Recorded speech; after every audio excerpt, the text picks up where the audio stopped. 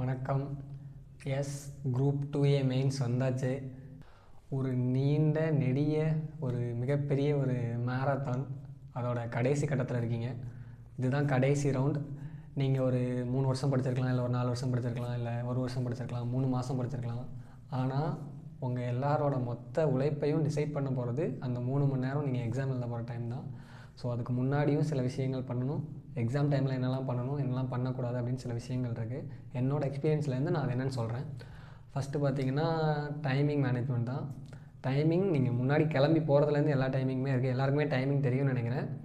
8:30 நீங்கள் உள்ளே இன்னாகிற டைமு 9 வரைக்கும் உங்களுக்கு டைம் கொடுப்பாங்க. 9க்கு மேலே சில ஸ்கூல்ஸில் இல்லை காலேஜில் உள்ளே விட மாட்டாங்க. ஸோ 9க்குள்ளே நீங்கள் உள்ளே போயிடுங்க. 9:10க்குலாம் உங்கள் கையில் உங்களோட OMR ஷீட் கொடுத்துருவாங்க. 9:15க்கு உங்களுக்கு கொஷின் புக்லெட் கொடுத்துருவாங்க. கொடுக்கலன்னா காமாக கேட்டு வாங்குங்க. யாரும் கோவப்பட்டு கத்தி இன்விஜிலேட்டர் கூட சண்டைலாம் போடாதீங்க. கேட்டு வாங்கிடுங்க. 9:15க்கு கொடுக்கணும் உங்களுக்கு. ஸோ அதை செக் பண்ணிவிட்டு OMR ஷீட்லாம் எல்லாம் கரெக்டாக செக் பண்ணிடுங்க. புக்லெட்டையும் செக் பண்ணிடுங்க. 9:30க்கு எக்ஸாம் ஸ்டார்ட் ஆகும். 9:30 to 12:30. மதியம் எக்ஸாம் அதே மாதிரி 2:30 to 5:30. நீங்கள் 2க்குள்ளே உள்ளே இருக்கிற மாதிரி பார்த்துக்கணும். 2:15க்கு உங்களுக்கு மதியத்துக்கான தமிழ் எலிஜிபிலிட்டிக்கான புக்லெட் கொடுப்பாங்க. ஓகேங்களா? ஸோ இதுதான் டைமிங்கு.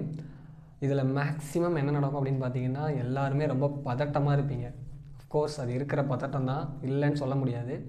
ஆனால் என்கிட்ட கேட்டிங்கன்னா பெஸ்ட் அட்வைஸ் என்னென்னா, பதட்டப்படாமல் இருங்க.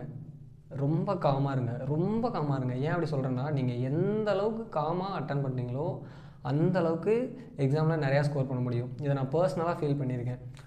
எவ்வளோ சரௌண்டிங்கில் என்ன நடந்தாலும் சரி, ஓகே இன்விஜிலேட்டர் வந்துட்டு கத்துறாங்க, ஏதோ ஒன்று என்ன நடந்தாலும் சரி, நீங்கள் ரொம்ப காமாக ஹேண்டில் பண்ணுங்கள். உங்களுக்கு தெரியாத கொஸ்டினை தெரிய வைக்கிறதுக்கும் இல்லை எலிமினேஷன் மெத்தட் யூஸ் பண்ணுறதுக்கும் உங்கள் மைண்ட் ஃப்ரெஷ்ஷாக இருக்கணும். அங்கே வேலை செய்யணும் உங்கள் மைண்ட். ஓகேங்களா? ஸோ நீங்கள் டைம் அங்கே மேனேஜ் பண்ணுறது எல்லாத்துக்குமே உங்கள் மைண்ட் வேலை செய்யணும்னா நீங்கள் ரொம்ப காமாக இருக்கணும். அங்கே போய் நீங்கள் ஆர்கியூமெண்ட் பண்ணிவிட்டு அந்த மாதிரி எதுவுமே வச்சுக்காதீங்க. நீங்கள் எந்த அளவுக்கு காமாக இருக்கீங்களோ அந்த அளவுக்கு உங்களுக்கு நல்லது. ஓகேங்களா? ஓவரால் என்னென்ன கொண்டு போகணுன்னு எல்லாருக்குமே தெரியும். நீங்கள் முக்கியமாக உள்ளே போகும்போது கொண்டு போக வேண்டியது உங்களோட ball point black colour pen, உங்களோட ஹால் டிக்கெட்டு, உங்களோட ஐடி ப்ரூஃப் ஒன்று வச்சுக்கலாம். அவ்வளோதான், வேறு எதுவுமே உள்ளே தேவைப்படாது.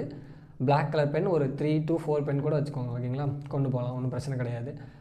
ஸோ எக்ஸாம் உள்ள டைம் மேனேஜ் பண்ணுறது இது வரைக்குமே தெரியல.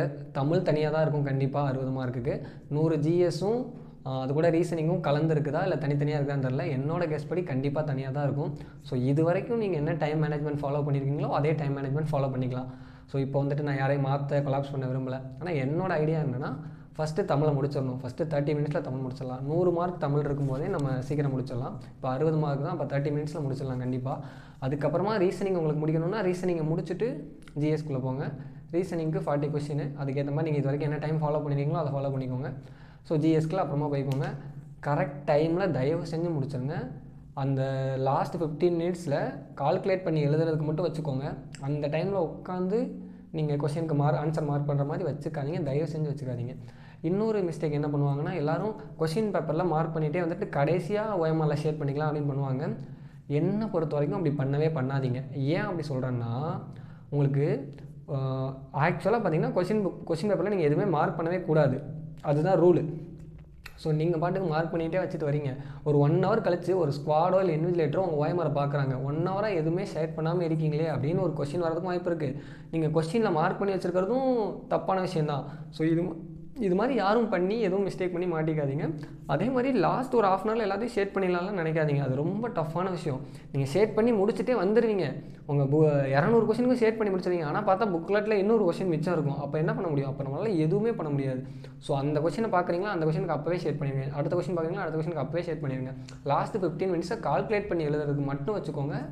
தயவு செஞ்சு பொறுமையாக எக்ஸாம் போகிறதுக்கு முன்னாடி பொறுமையாக இருங்க. ஸ்டார்ட் பண்ணும்போது ஃபாஸ்ட்டாக ஸ்டார்ட் பண்ணுங்கள். ரொம்ப பொறுமையாக ஃபஸ்ட்டு ஸ்டார்ட் பண்ணிவிட்டு ஒரு 1.5 மணி நேரம் கழிச்சு ஐயோ டைம் இல்லைன்னு பார்த்துக்காதீங்க. ஃபாஸ்ட்டாகவே ஸ்டார்ட் பண்ணி போங்க.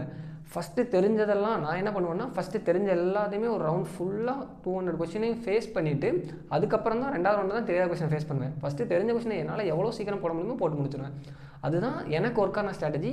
நீங்கள் இது வரைக்கும் எப்படி ஃபாலோ பண்ணிடுறீங்களோ அப்படியே ஃபாலோ பண்ணுங்கள், தப்பு இல்லை. இப்போது இதுக்காக நீ யாரும் மாற்றிக்க வேணாம். ஸோ வேறு எதுவும் புதுசாக தெரிஞ்சுக்கணும்னு எதுவும் அவசியம் இல்லை. OMR ஷீட்டில் எல்லாம் ஆல்ரெடி இருக்கிற மாதிரி தான். அதை ஆல்ரெடி நிறைய பேர் பார்த்துருப்பீங்க. ஸோ புதுசாக எதுவும் கிடையாது. எல்லோரும் கான்ஃபிடெண்ட்டாக அட்டன் பண்ணுங்கள். இது உங்களோட பல நாள் உழைப்பு, பல நாள் கடின உழைப்பு, கடின முயற்சி. இது எல்லாத்துக்குமே கண்டிப்பாக பலன் கிடைக்கும். ஸோ எக்ஸாம் எழுத போகிற எல்லாருக்குமே என்னோடய ஆல் த வெரி பெஸ்ட். இந்த யூனிவர்ஸ் உங்களோட கடின உழைப்புக்கும் உங்களோட முயற்சிக்கும் கண்டிப்பாக பலன் தரும்.